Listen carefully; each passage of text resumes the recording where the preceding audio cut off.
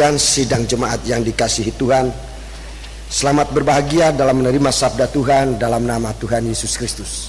Kita akan segera masuk dalam firman Tuhan. Kita membaca dalam Injil Matius pasal yang ke-22, perumpamaan tentang perjamuan kawin. Injil Matius pasal yang ke-22. Kita baca ayat 1 sampai dengan ayat yang ke-14.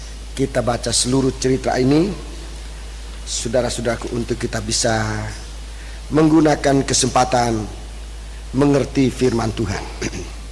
Lalu Yesus berbicara pula dalam perumpamaan kepada mereka. Hal kerajaan surga seumpama seorang raja yang mengadakan perjamuan kawin untuk anaknya. Ia menyuruh hamba-hambanya memanggil orang-orang yang telah diundang ke perjamuan kawin itu, tetapi orang-orang itu tidak mau datang. Ia menyuruh pula hamba-hamba lain, pesannya, katakanlah kepada orang-orang yang diundang itu, sesungguhnya hidangan telah kusediakan, lembu-lembu jantan dan ternak piaraanku telah disembelih, semuanya telah tersedia, datanglah ke perjamuan kawin ini. Tetapi orang-orang yang diundang itu tidak mengindahkannya. Ada yang pergi ke ladangnya, ada yang pergi mengurus usahanya, dan yang lain menangkap hamba-hamba itu, menyiksanya dan membunuhnya.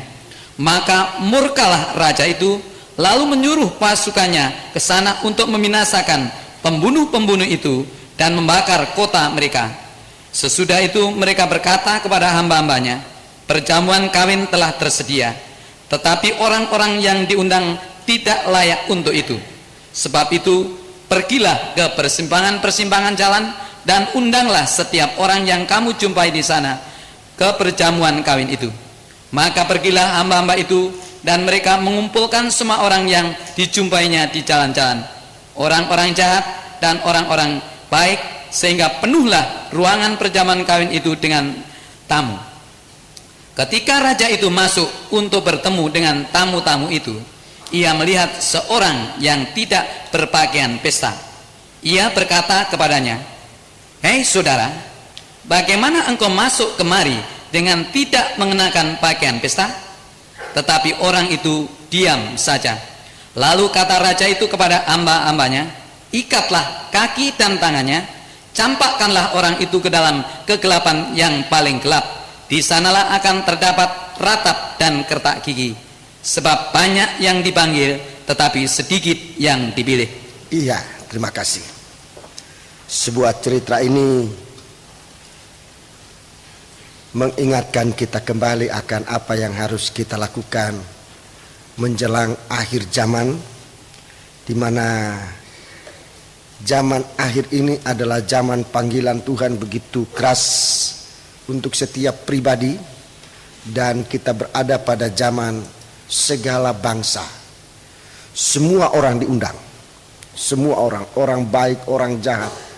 Jadi kita berada pada zaman ini, zaman di mana percampuran ini akan kita alami dalam suatu kumpulan, dalam suatu kebaktian, dalam suatu gereja. Nanti ada orang jahat, orang baik di dalamnya. Sebab memang masanya, masa terakhir ini, masa kesempatan dibuka oleh Tuhan dengan seluas-luasnya. Kita mendapatkan kesempatan-kesempatan, baik kesempatan untuk berbakti, kesempatan untuk melayani. Ini jangan sampai kita lengah, sebab kalau kesempatan ini kita tidak perhatikan, kesempatan itu lewat dari kita, dan begitu banyak orang di belakang kita sedang menanti kesempatan-kesempatan itu untuk dimanfaatkan. Sehingga bukannya mustahil nanti kita melihat bahwa banyak orang-orang yang kita anggap tidak layak, sebab memang dia punya perangai jahat, dia punya kelakuan tidak baik. Memang mungkin ketahuan dia sangat berbuat tidak baik di dalam masyarakat, tetapi dia mendapat kesempatan, dia dapat menggunakan kesempatan dengan sebaik-baiknya. Dia berada di dalam ruangan persiapan untuk masuk dalam perjamuan kawin. Kita di hari-hari ini sesungguhnya berada dalam persiapan untuk masuk pada perjamuan kawin sang raja, raja di atas segala raja. Dan undangan sudah jalan. Undangan itu sudah berjalan dari tahap ke tahap sampai kita berada pada tahap terakhir, undangan terakhir. Tidak lagi dipilih kepada siapa-siapa, tapi siapa saja yang kamu ketemui di simpang jalan, di lorong-lorong, di mana-mana, sampai di semak-semak. Saudara-saudaraku undang, sebab yang menjadi target ialah supaya rumahku penuh. Ini targetnya Tuhan. Di semasa masih ada kesempatan, untuk tidak kesempatan ini kita lewatkan begitu saja, sebab kesempatan itu sangat mahal. Saya tidak bicara sekarang tentang tidak menggunakan kesempatan, sebab kalau kita sudah berada di sini berarti kita sudah menggunakan kesempatan. Sekarang sesudah kesempatan, perhatikan, sesudah kesempatan datanglah kepercayaan Tuhan. Kita menggunakan kesempatan itu baik, itu langkah pertama untuk masuk dalam ruangan persiapan masuk dalam pesta nikah anak domba Allah yang kita lihat sudah bahwa biaya yang mahal itu ditanggung sepenuhnya oleh anak Allah. Biaya yang mahal, makanan disebutkan, hidangan telah kusediakan. Tadi pagi kita mendengar hidangan itu adalah buah pohon El Hayat. Itu bicara dari Yesus Kristus sendiri. Jadi biaya ini mahal. Kemudian lembu-lembu jantan dan ternak piaraan. Ini tanda darah. Ini juga bicara dari Yesus Kristus. Jadi pesta ini besar dilihat dari biayanya. Biayanya begitu besar, tidak bisa ternilai dengan harta kekayaan dunia. Sebab biaya itu adalah nomor satu, kehidupan kekal. Itu biayanya. Untuk dapatkan makanan, itu kehidupan kekal Tuhan sediakan bagi kita. Buah pohon El Hayat. Kemudian untuk mendapat hak makan makanan ini, Tuhan sediakan darah yang Rasul Petrus katakan itu darah yang mahal. 1 Petrus 1 ayat 1 Petrus pasal 1 ayat 18-19, saudara catat saja, baca di rumah. Itu harga mahal. Darah, itu darah. Untuk darah ini berguna untuk mempersiapkan pakaian kita. Daging dari lembu-lembu ini, lembu tambun dan binatang piaraan, memang juga menjadi makanan untuk mempersekutukan kita. Tetapi bagian terakhir yang Tuhan akan lihat adalah penggunaan darah. Seakan lembu itu yang termahal adalah darahnya. Itu yang termahal. Sebab dengan percikan darah itu menentukan nasib kita terakhir.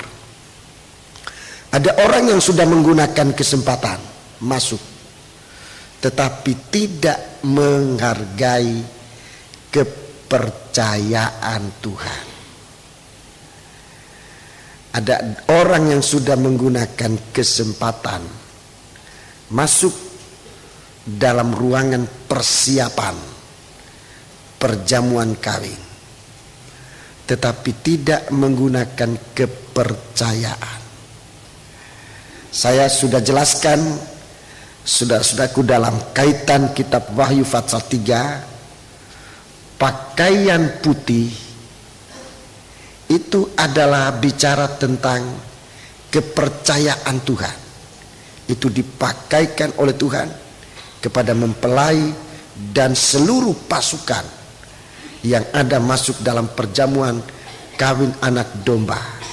Semua berpakaian putih. Ayat-ayatnya saudara catat. Mempelai wanita, Wahyu 19 ayat 8, berpakaian putih. Kemudian Wahyu pasal yang ke-7, dalam Wahyu pasal yang ke-7, kelompok segala suku, bangsa dan bahasa juga berpakaian putih. Ini pakaian dari pesta pernikahan. Wahyu pasal yang ke-7, tepatnya ayat yang ke-13 atau mulai ayat 9 sampai ayat 17, seluruhnya itu berpakaian putih. Ini pasukan. Wahyu pasal 19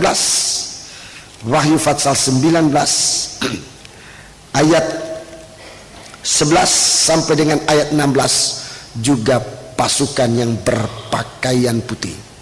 Ini pasukan mempelai. Ini rombongan mempelai. Suatu kesatuan tubuh Kristus. Saudara-saudaraku, semua tampil dengan pakaian putih. Jadi dalam kitab Wahyu ini jelas pakaian-pakaian ini. Dalam Injil Matius disebutkan sebuah pesta perjamuan kawin. Di dalam kitab Wahyu pasal 19, perjamuan itu jelas disebutkan perjamuan malam. Jadi memang sesudah itu tidak ada lagi kesempatan. Sesudah itu ada saat untuk istirahat. Satu saat perhentian yang kekal. Jadi pesta ini mendahului masuk kerajaan 1000 tahun. Sesudah pesta ini, saudara-saudaraku, kita berada dalam suasana kerajaan damai, suatu perhentian. Dalam pembagian zaman itu termasuk sabat. 1000 tahun itu sabat, sama dengan 1 hari bagi Allah. 1000 tahun bagi manusia itu hari sabat, disebut sabat besar. Tidak ada lagi pekerjaan. Penebusan sudah selesai, pekerjaan penyelamatan sudah selesai. Semua disiapkan untuk masuk pada kerajaan Allah yang kekal, Yerusalem baru. Jadi sebelum ke Yerusalem baru, kita masih masuk kerajaan 1000 tahun, berkerajaan dengan Kristus. Dia adalah raja di atas segala raja, kita raja-raja. Dia adalah imam besar, kita adalah imam-imam. Dia adalah mempelai laki-laki, kita adalah mempelai wanita. Jadi itu susunan di dalam kerajaan 1000 tahun. Saya ulangi, Yesus raja di atas segala raja. Kita adalah raja-raja. Jangan tanya siapa rakyatnya. Rakyatnya itu semua raja-raja. Itu satu kesatuan tubuh yang jangan coba mengerti dengan akal. Saudara tidak akan bisa mengerti. Itu hanya bisa dimengerti dengan iman. Dengan iman kita bisa mengerti itu. Jadi jangan coba-coba mengerti dengan akal lalu kemudian menguraikan si ini rajanya, si ini rakyatnya, lalu nanti ada tukang sapunya, nanti ada tukang ngepelnya. Di sana ndak pakai tukang-tukang itu lagi. Kalau mau nyapu sekarang, nyapu di gereja. Jangan nanti semua sudah jadi raja-raja. Tidak ada lagi tukang sapu. Mengapa? Sebab di sana sudah sangat bersih, suci, bersih, murni. Tidak ada yang harus disapu lagi. Pembersihan sekarang ini, tidak ada lagi pekerjaan. Kalau mau bekerja sekarang masanya bekerja. Nanti bukan masanya lagi. Segala sesuatu kita kerjakan sekarang. Kemudian Yesus adalah imam besar. Dia yang memimpin ibadah. Itu satu-satunya pekerjaan dalam kerajaan 1000 tahun. Beribadah kepada Tuhan. Dan kita ini semua adalah imam-imam. Lalu tanya siapa jemaatnya? Kita semua jemaat itu semua imam-imam. Seluruh sidang jemaat itu adalah imam-imam. Sebab Tuhan gambarkan sebagai tubuh. Semua tubuh itu melayani anggota tubuh yang lain. Jadi kalau saudara mau istilahnya melatih diri untuk masuk dalam kerajaan 1000 tahun, saling melayani. Itu kerajaan 1000 tahun. Saling melayani. Di sana itu anggota yang satu melayani anggota yang lain. Kaki tidak bisa mencuci kaki sendiri, harus tangan mencucikan kaki itu. Saling membantu, saling berguna, saling menunjang satu dengan yang lain. Itulah sistem kerajaan 1000 tahun yang nanti akan masuk dalam kekekalan. Yerusalem baru itu kekekalan. Firdaus atau kerajaan 1000 tahun itu perhentian. Tapi Yerusalem baru itu kekekalan di dalam kesukaan Allah. Jadi supaya saudara bisa mengerti beda-bedanya tempat-tempat ini. Sekarang kita masih di bumi yang masih dikuasai oleh ular naga, oleh setan. Sedikit waktu lagi kita akan dipindahkan dari bumi ini ke tempat yang lain jauh dari mata ular. Itu kerajaan 1000 tahun.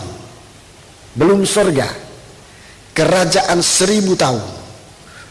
Saudara-saudaraku, untuk sesudah itu kita masuk di dalam Yerusalem baru.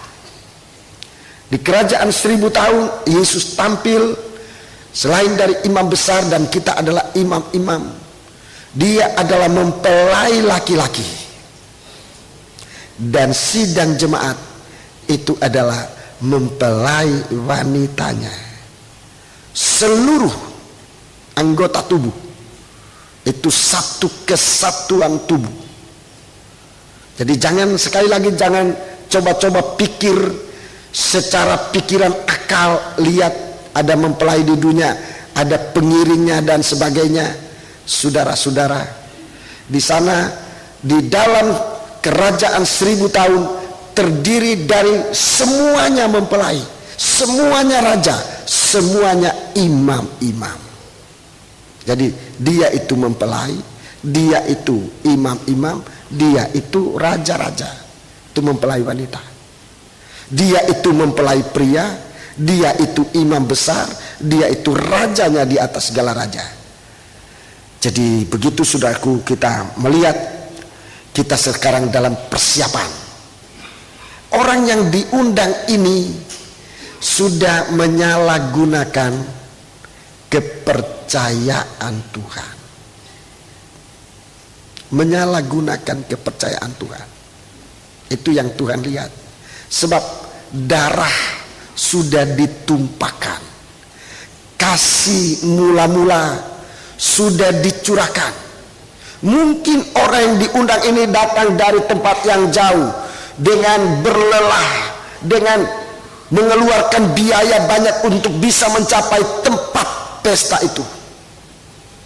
Tapi sayangnya dia tidak menghargai kepercayaan Tuhan mengenai darah yang sudah dicurahkan, darah korban yang sudah tersembelih. Sebenarnya itu digunakan untuk membasuh pakaian. Kalau Tuhan periksa 7 jemaat di kitab Wahyu, yang pertama diperiksa adalah bagaimana jemaat mempergunakan kepercayaan kepercayaan Tuhan mengenai darah yang membasuh jubah. Darah yang membasuh jubah. Ternyata jemaat Efesus banyak bersuar lelah, banyak bekerja, tapi tanpa darah, tanpa kasih mula-mula, tanpa darah, itu tidak menghasilkan pakaian putih. Hanya pekerjaan tidak menghasilkan pakaian putih. Hanya pengorbanan tidak menghasilkan pakaian putih. Pekerjaan, pengorbanan yang disertai dengan tanda darah, dengan kasih Allah yang mula-mula, itu menghasilkan pakaian putih.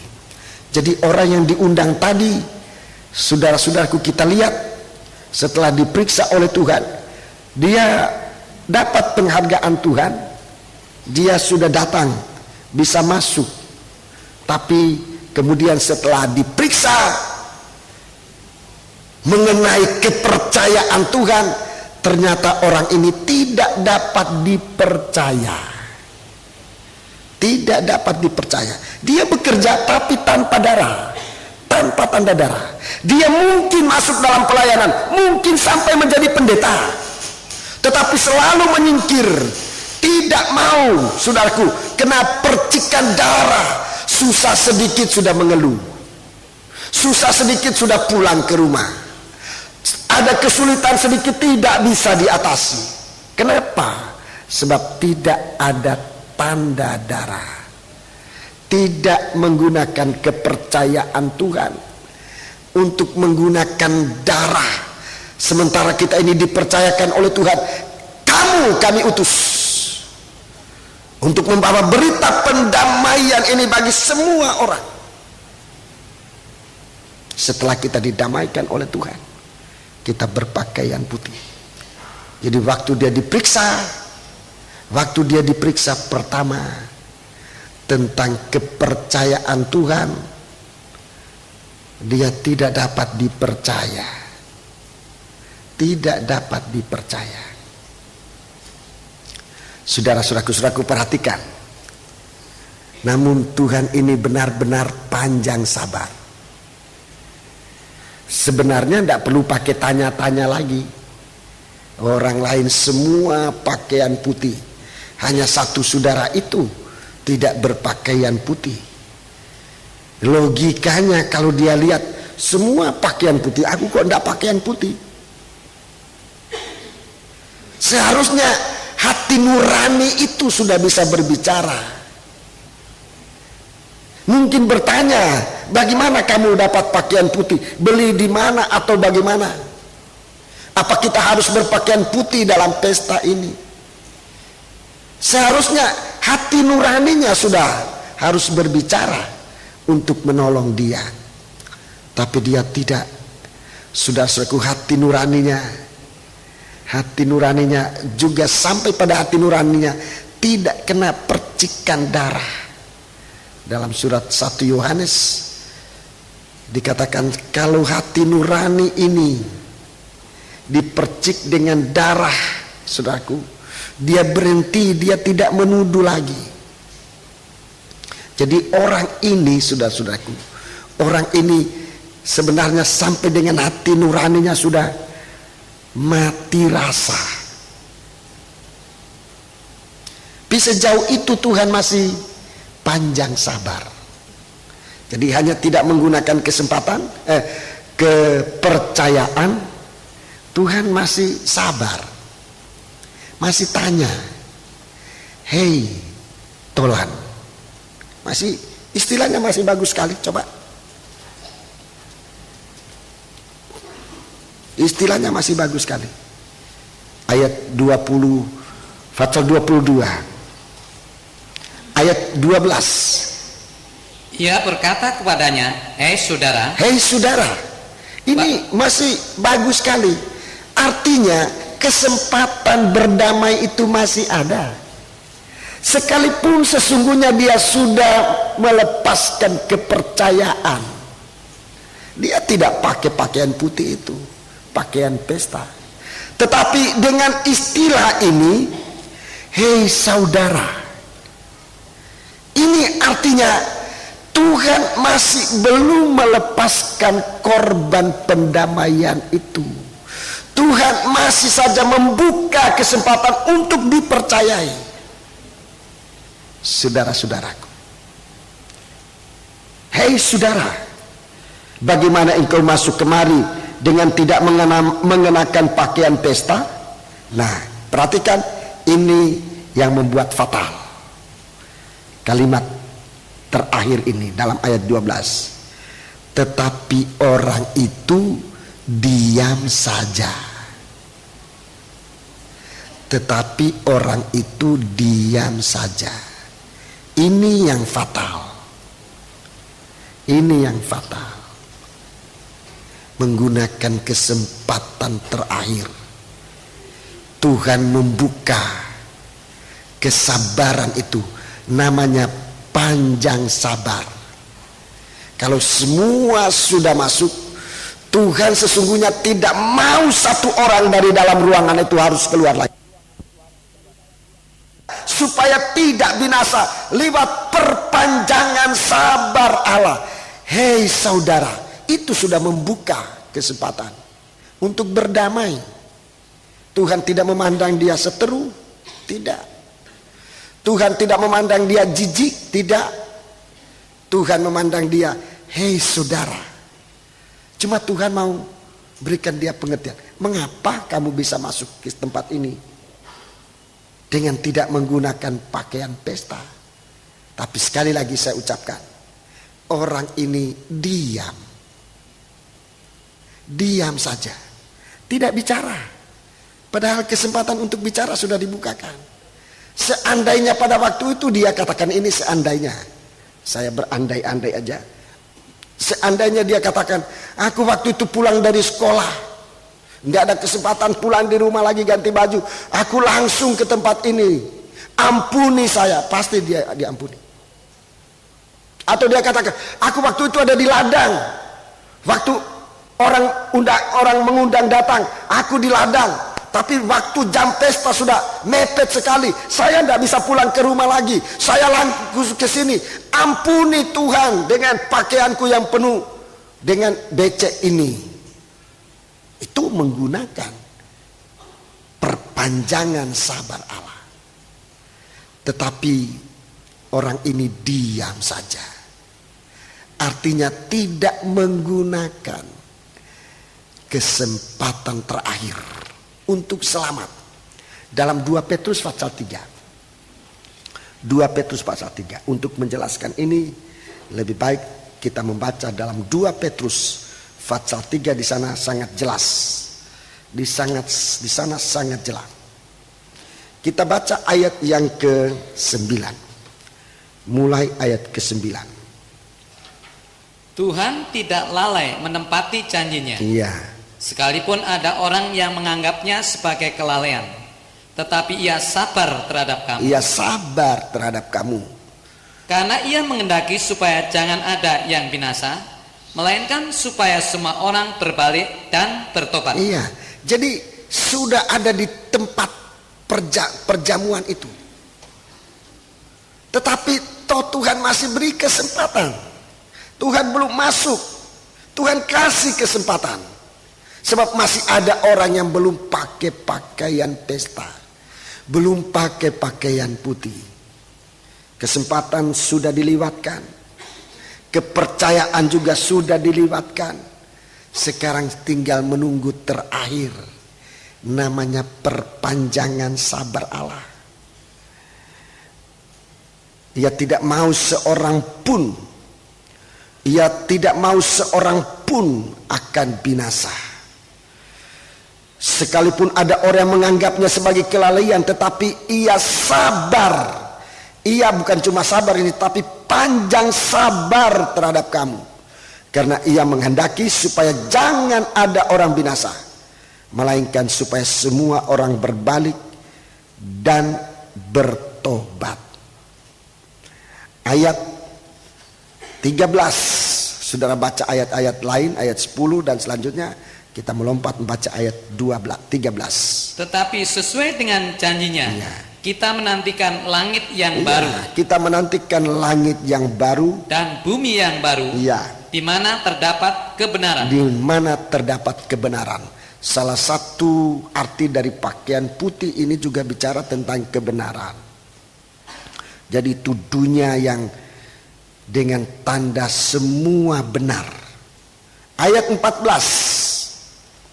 Sebab itu saudara-saudaraku yang kekasih, Iya.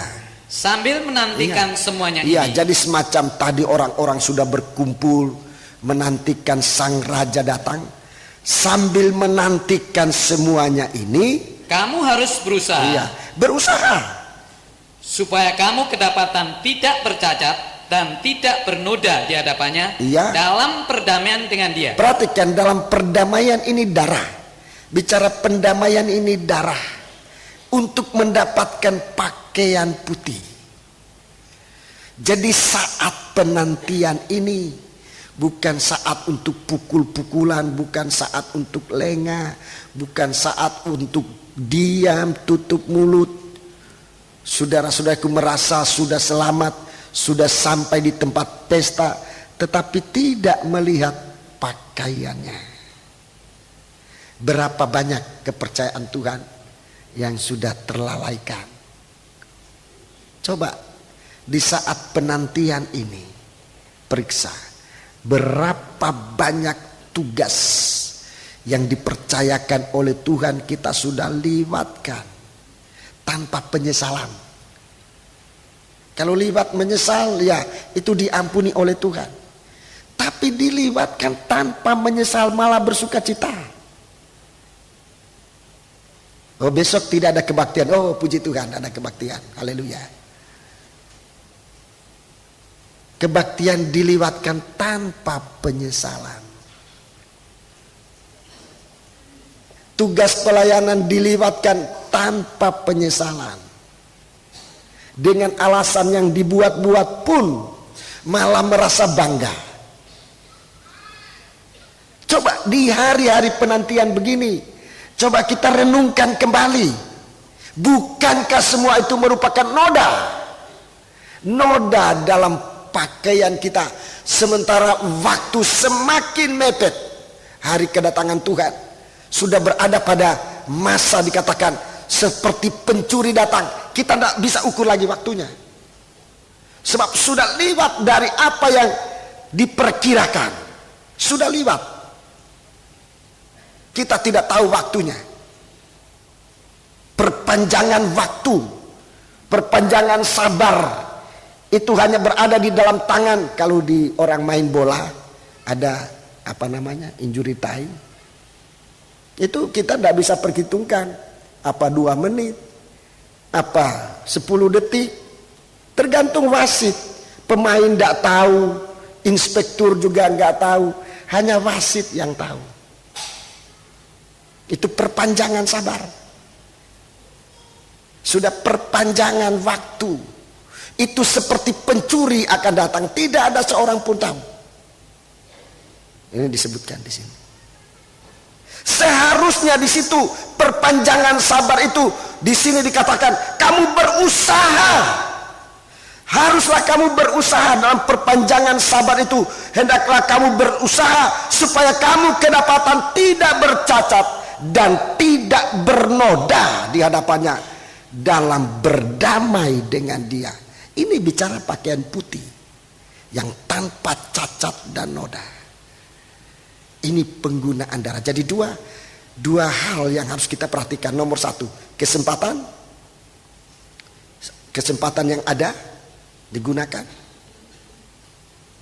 Nomor 2, kepercayaan Tuhan. Dan nomor 3 ini perpanjangan sabar. Jadi orang ini, saudaraku, memang sudah sangat adil kalau dihukum. Ada kesempatan dia tidak gunakan. Ada undangan dia malah pergi ke ladang. Setelah waktunya mepet baru dia tinggalkan ladang masih dengan pakaian yang penuh becek, dia datang ke perjamuan. Kemudian kepercayaan, masih ada kepercayaan. Ayo gunakan kesempatan untuk ngaku kepada Tuhan. Tidak mau ngaku, malah diam saja.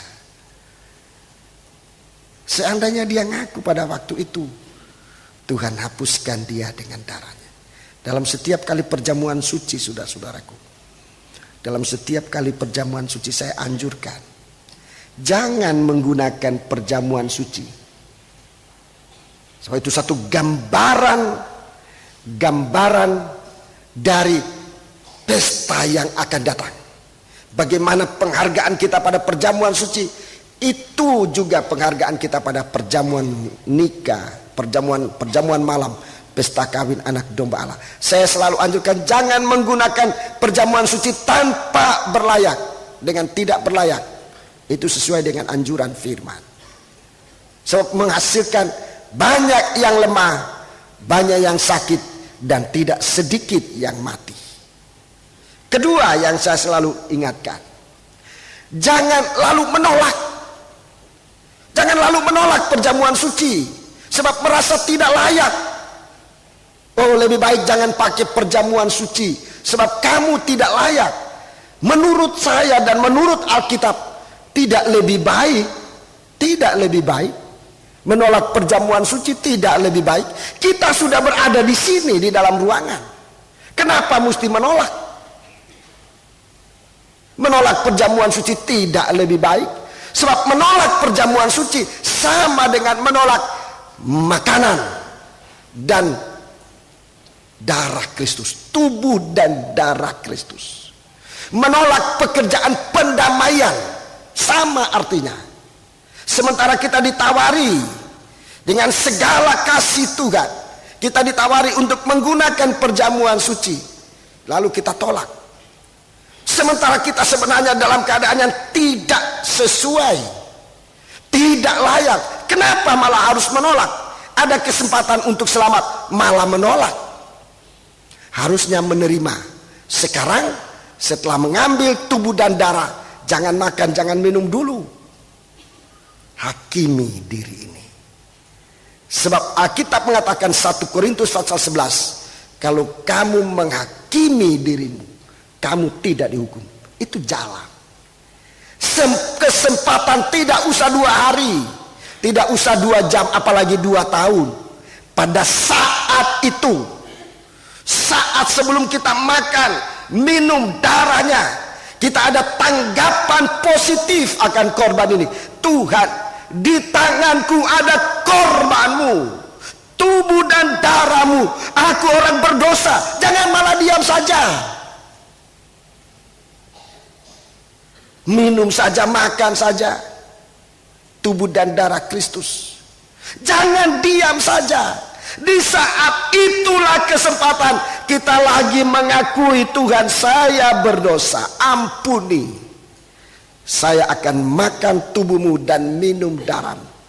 Saya menerima berkat. Itu yang dinantikan oleh Tuhan. Coba baca ayat yang ke-15. Ayat yang ke-15. 2 Petrus 3 ayat 15.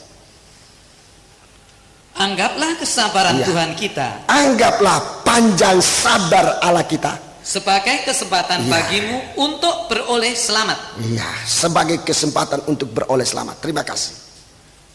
Jadi ini, saudaraku, jangan malah diam saja. Setiap ada kesempatan, apalagi itu sudah perulangan kesempatan. Perjamuan suci berulang kali kita lakukan.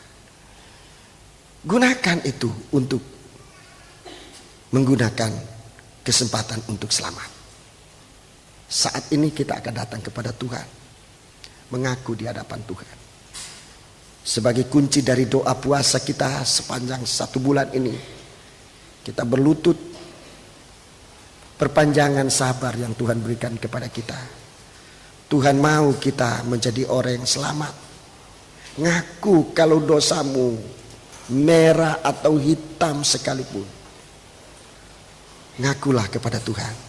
Tuhan tampil dengan panjang sabarnya. Haleluya.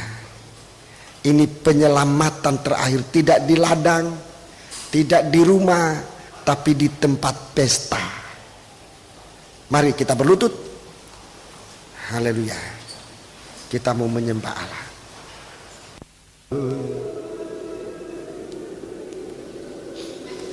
Haleluya, haleluya. Haleluya. Haleluya.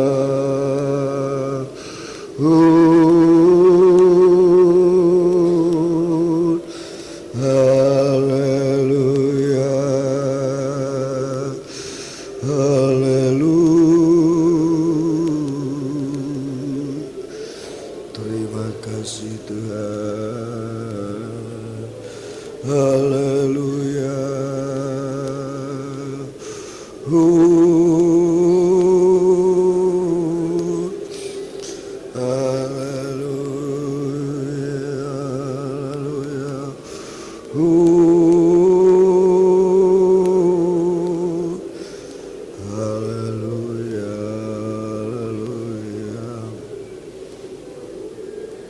Terima kasih Tuhan. Terima kasih.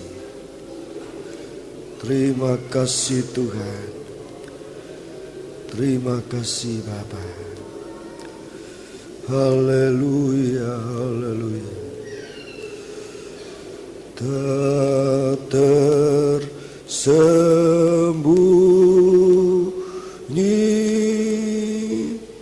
kuasa Allah, kalaulah ditolong, saya juga tangannya terbuka menunggulah, tak tersembunyi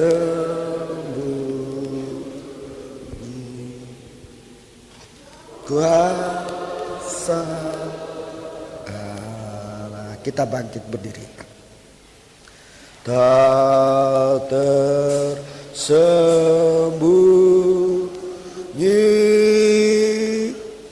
kuasa Allah, kalaulah ditolong, saya juga tangannya terbuka menunggulah,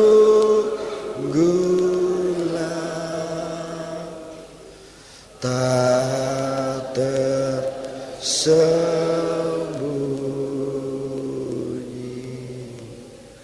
kuasa Allah. Kita angkat tangan kita dua ke atas. Tak tersembunyi kuasa Allah, kalaulah ditolong, saya juga. Haleluya. Tangannya terbuka menunggulah,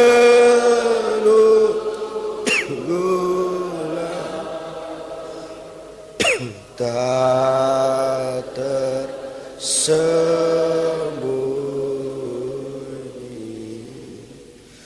kuasa Allah. Saudara Yakob tampil ke depan. Saudara Yakob. Kuasa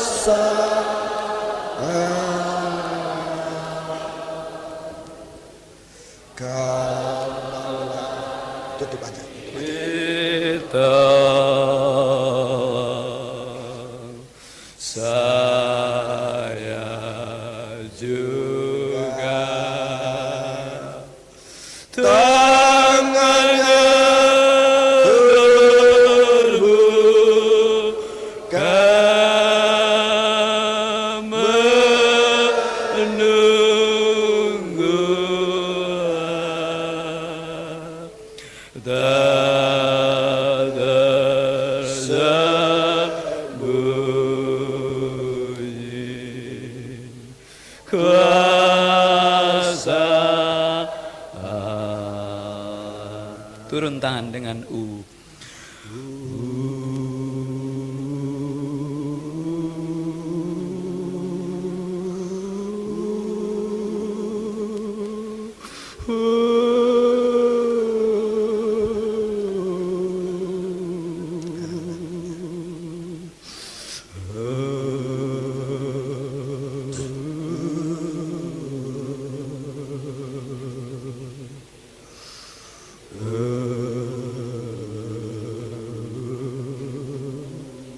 Kami menyembah, kami mengagungkan Engkau Tuhan. Seperti nyanyian yang sementara kami senandungkan, inilah keyakinan kami sekalian Tuhan. Kuasa-Mu tidak tersembunyi Tuhan. Engkau adalah Allah yang tidak berubah dulu, sekarang, sampai selama-lamanya. Kuasa-Mu tetap Tuhan. Malam hari ini kami bersyukur untuk firman-Mu, untuk kasih-Mu yang Dikau nyatakan bagi kami sekalian, kemurahan yang masih berlaku buat kami sekalian malam hari ini Tuhan. Berada di dalam rumah-Mu Tuhan, kami berada di dalam waktu yang ada di tangannya juri atau injury time. Kami tidak tahu saat kapan Dikau datang. Kesempatan ini adalah kemurahan Allah supaya kami bertobat, berhenti dari segala perbuatan-perbuatan yang tidak berkenan di hadapan Engkau. Apa artinya kekayaan kami jikalau tidak ada pertobatan Tuhan? Apa artinya kedudukan kami kalau kami tidak bertobat Tuhan? Apa artinya kepandian kami kalau kami tidak bertobat? Yang ada hanyalah kebinasaan untuk selama-lamanya Tuhan. Mari Tuhan, kami berada pada waktu perpanjangan sabar daripada Allah, kemurahan Allah, kepercayaan Allah. Ini tidak akan kami lalukan, tidak akan kami hinakan Tuhan, tetapi kami boleh hargakan, baik di dalam kesempatan ibadah, baik dalam kesempatan pelayanan Tuhan. Waktu-waktu yang lampau Tuhan, kami begitu tidak menghargakan ibadah. Tidak ada penyesalan kalau kami tidak ibadah, tidak ada penyesalan kalau kami tidak ada pelayanan. Malam hari ini kasih-Mu Dikau nyatakan bagi kami sekalian, tanda Engkau mengasihi kami Tuhan. Kami menyembah, kami mengagungkan Engkau. Kami bersama-sama mohon ampun Tuhan untuk kelalaian dalam ibadah kami, kelalaian di dalam pelayanan kami. Karena pelayanan yang Dikau percayakan kepada kami adalah pelayanan secara tim Tuhan. Tidak ada orang yang menganggap dirinya lebih penting daripada yang lain. Tidak ada yang menonjol Tuhan. Tetapi kami laksanakan tugas pelayanan ini Tuhan secara bersama-sama, dari Bapak Gembala, para imam-imam, grup kor, sangkor, musik, seluruh sidang jemaat. Tuhan, Dikau percayakan pelayanan dalam membawakan berita yang besar, kabar mempelai dalam terangnya tabernakel. Biar kepercayaan ini jangan sampai beralih kepada orang lain. Oh Tuhan, alangkah dahsyatnya jikalau kami tidak dipercaya lagi oleh Tuhan. Oh Tuhan, ampuni kami Tuhan, ampuni terhadap sidang jemaat-Mu. Oh ampuni kami sekalian, meteraikan firman-Mu yang sudah kami dengar dari season yang pertama, season yang kedua sampai season yang terakhir. Biar Roh Kudus bekerja lebih lanjut, menyadarkan tiap kehidupan kami, menginsapkan akan segala kekurangan kami sekalian. Jalan terpendek, kalau kami bersalah cepat kami mengaku, darah-Mu menyucikan kami dari segala dosa dan kejahatan kami. Terima kasih Tuhan, kami yakin Tuhan Engkau sudah memberkati kami tidak seorang terkecuali. Tetapi malam hari ini Tuhan, kami juga berdoa baik untuk Bapak Yohanes Saitapi, baik untuk yaitu Yeni Kamer yang dalam keadaan sakit. Kami bersatu hati memanggil namamu. Juga saudara-saudara kami yang lain yang saat ini mungkin ada yang sakit ataupun yang di rumah, bersatu hati kami memanggil namamu Tuhan. Nama yang berkuasa, bilurmu menyembuhkan baik secara penyakit secara jasmani, juga penyakit-penyakit secara rohani, yaitu dalam nama Tuhan Yesus Kristus. Segala roh-roh setan penyakit, saya perintahkan engkau keluar, dihancurkan dalam nama Yesus. Darah Yesus yang berkuasa. Terima kasih Tuhan untuk penyertaan-Mu Tuhan dalam ibadah, doa dan puasa sepanjang bulan ini, dari tanggal 4 Februari sampai 4 Maret sampai saat ini. Semata-mata kemurahan Allah berlaku buat kami sekalian. Terima kasih Tuhan, terima kasih. Saudara-saudaraku yang dikasih oleh Tuhan, kiranya kasih daripada Allah Bapa, rahmat daripada Allah Anak, persekutuan daripada Roh Kudus menyertai kepada kami sekalian sekarang sampai selama-lamanya, di dalam nama Tuhan Yesus Kristus. Haleluya. Amin.